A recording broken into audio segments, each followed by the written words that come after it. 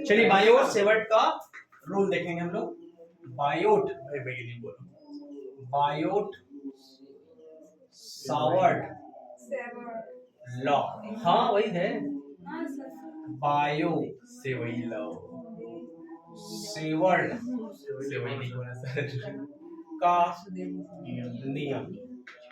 चलिए इसमें देखते हैं बायो सेवर्ट का नियम। तो बायोट सेवर्ट का नियम क्या कहता है? एक हम लोग वायर लेते हैं, क्या लेंगे? वायर। क्या लेंगे? एक वायर लेंगे। ये ले लिए हम लोग वायर। पेन धोखा दे रहा है फिर से, तू भी धोखा देगा। डेली हम लोग इंक डालते हैं, क्या हो रहा है? क्या हो रहा है?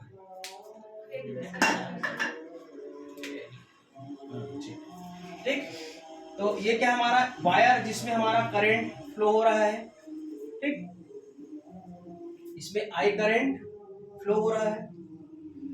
इसमें एक स्मॉल एलिमेंट लिए, क्या लिए? Small element.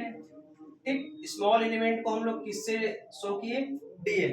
मतलब बहुत, जब भी डी यूज करता हूं मतलब स्मॉल एलिमेंट की बात करते हैं। मैं क्लास 11th में मैं बहुत बार इसको बता चुका हूं। डीएल का मतलब होता है स्मॉल लेंथ ले रहे हैं। इस कंडक्टिंग वायर में क्या हो रहा है? करंट का फ्लो हो रहा है। ठीक है, करंट का फ्लो हो रहा है। तो बायो सेवर्ट जो कि 1820 में, कब?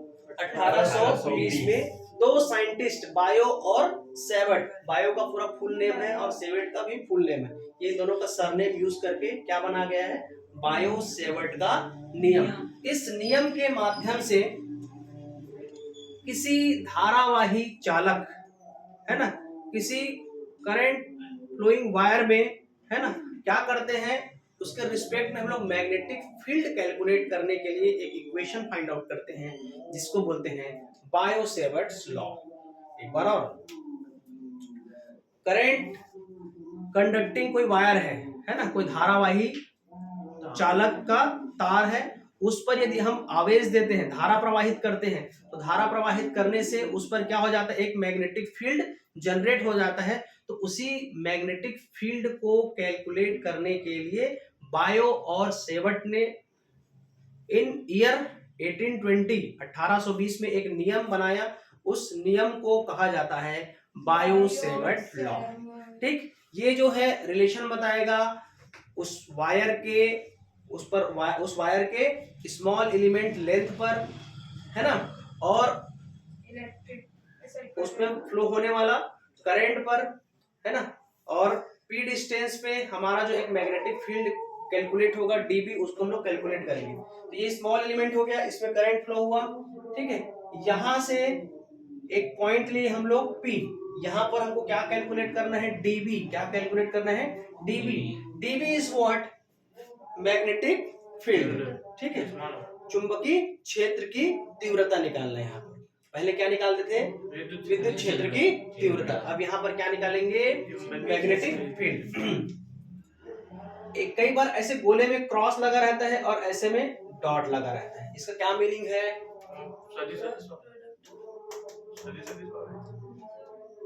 क्रॉस होता है, स्विच डॉट होता है, इनसाइड और आउटसाइड। ठीक है, ये किस पर है हमारा? आउटसाइड। ये किस पर है हमारा? इनसाइड। ठीक है, इनसाइड और आउटसाइड। ठीक है, तो यहां पर ये ले लिए, ये हमारा O पॉइंट हो गया। O से P, इसका डिस्टेंस क्या ले लिए? R ले लिए। I DL, इसके बीच का एंगल क्या ले लिए? थीटा। ठीक है, इसके बीच का एंगल क्या ले लिए? थीटा।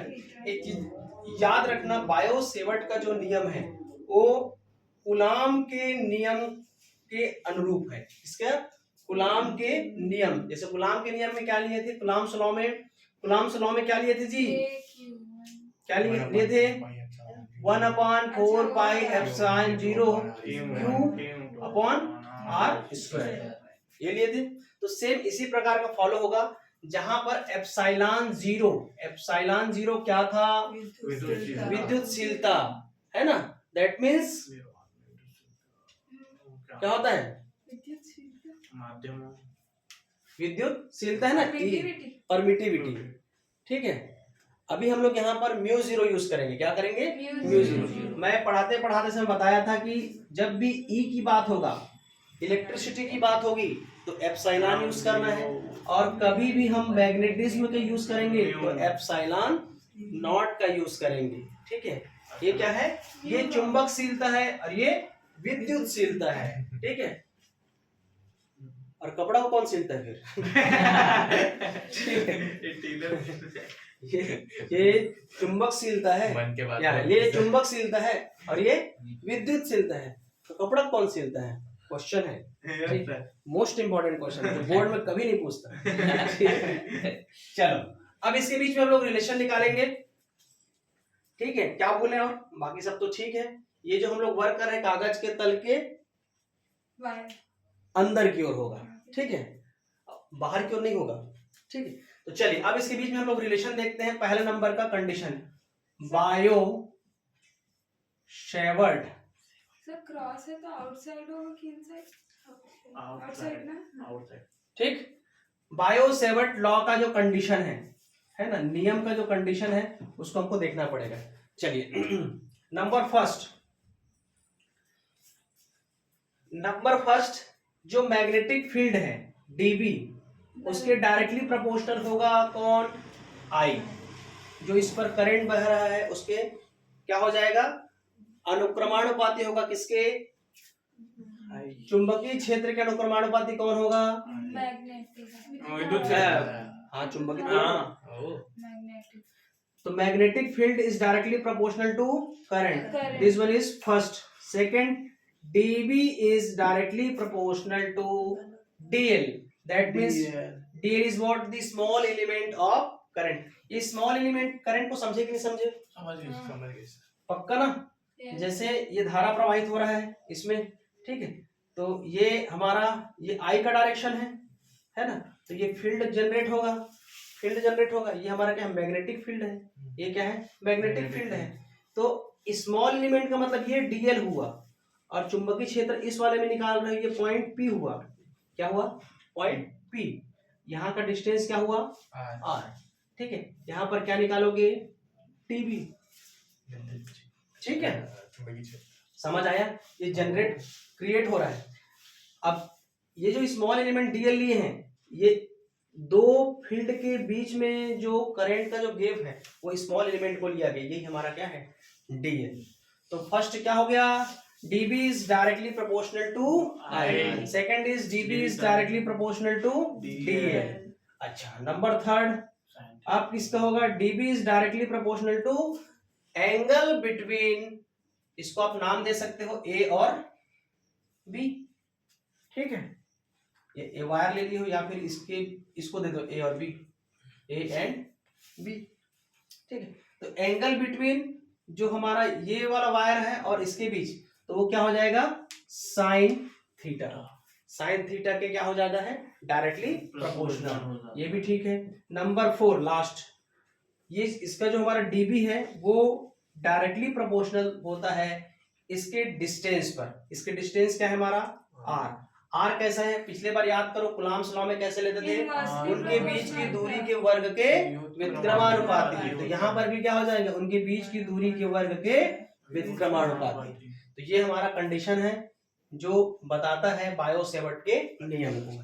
चलिए इसको एक साथ रखते हैं, तो ये क्या हो जाएगा, dB is directly proportional to I dl sin theta upon r square।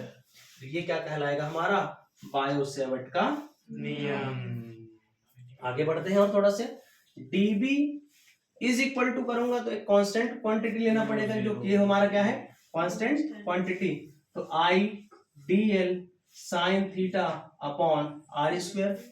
K is what, constant है हमारा, कैसा कांस्टेंट है, मैग्नेटिक कांस्टेंट है। इसकी जो वैल्यू होती है वो होता है μ0 अपॉन 4 पाई। क्या होता है, μ0 अपॉन 4 पाई। μ0 अपॉन 4 पाई की वैल्यू होता है 10 to पावर -7। ठीक, अच्छा इसका यूनिट की बात करेंगे तो हमेशा जानते हैं चुंबक किसमें होता है जी, टेस्ला। किसमें होता है, टेस्ला। किसमें होता है, टेस्ला। ठीक, तो यहाँ पर इसकी के की वैल्यू पुट कीजिए, तो ये क्या हो जाएगा, dB is equal to μ0 upon 4 pi I D L sine theta upon R square. ठीक, ये किसमें यूनिट आ जाएगा हमारा टेस्ला। ठीक, और भी बहुत सारी चीजें जिसमें सावधानी रखना चाहिए। ठीक, क्या सावधानी रखना चाहिए, इसका डिस्टेंस ज्यादा होना चाहिए कि नहीं होना चाहिए, ज्यादा डिस्टेंस में हम कैलकुलेट कर पाएंगे क्या, नहीं। तो इसमें इसका जो लेंथ है इसको भी हमको स्मॉल लेना पड़ेगा। जैसे आप लोग पर यूनिट सिग्मा लेते हैं ना, per unit length, per unit area, per unit volume, तो जितना हमारा पास होगा उतना ही उसका अच्छा वैल्यू आएगा। ठीक, तो ये हमारा बायो सेवर्ट का लॉ है, बहुत छोटा है और बहुत अच्छा है। ठीक है, और एग्जाम के पॉइंट ऑफ व्यू से भर के क्वेश्चन आता है यहाँ से बायो सेवर्ट का। ठीक है, बना लीजिए बिना देखे। Thank you class. Thank you sir.